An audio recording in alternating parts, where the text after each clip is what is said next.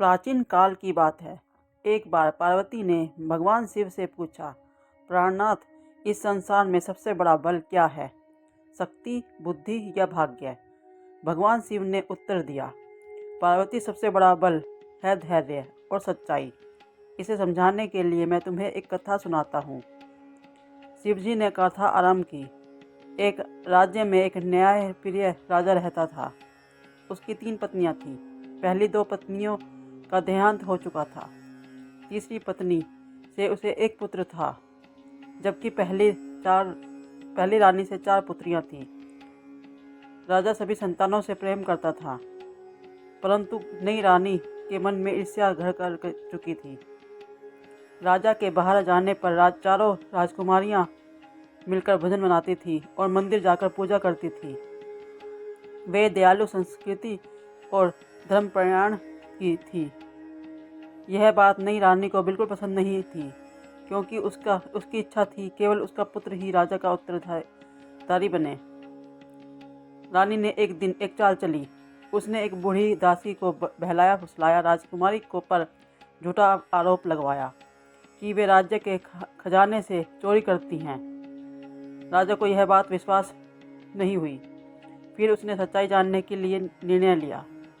एक रात राजा ने स्वयं छिपकर देखा कि उसने पाया कि राजकुमारियां चोरी नहीं करती, बल्कि गरीबों के लिए भोजन और वस्त्र इकट्ठा करती थी। राजा का मन गर्व से भर गया, लेकिन रानी ने तुरंत दूसरा षड्यंत्र रचा। उसने राजा से कहा,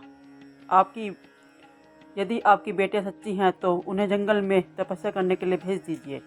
यदि वे जीवित लौट आई तो मैं स्वयं उन्हें देवी मान लूंगी। राजा भारी मन से उन्हें जंगल में भेज दिया। चारों बहनों को जंगल में भेज दिया गया।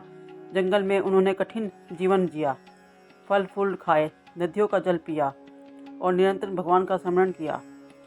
उनकी तपस्या से प्रसन्न होकर माँ दुर्गा प्रकट हुई और उन्होंने आशीर्वाद दिया। माँ ने कहा, सत्य और धैर्य की परीक्षा कठिन होती है, पर उसका फल सदैव मिलता है। कुछ समय बाद अकाल पड़ा। राजा का राज्य संकट में आ गया। उसी समय जंगल में चारों ओर बहनें लौटी और अपने तपोबल से वर्षा करा दी। पूरा राज्य बच गया। राजा को सच्चाई समझ आ गई। उसने रानी के षड्यंत्र को पहचान लिया। रानी को अपने कर्मों की पछतावा हुआ और उन्हें क्षमा मांग ली। चारों बहनों को सम्मान मिला और राज्य में फिर से शांति स्थापित हो गई।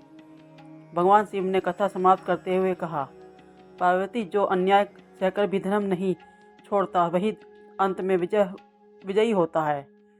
ईश्वर की दृष्टि में कोई भी सत्य कर्म छुपा नहीं होता। इससे सीख मिलती है, धैर्य, सच्चाई और करुणा, ये तीनों मिलकर सबसे बड़े संकट को भी पराजित कर देती हैं। राधे राधे।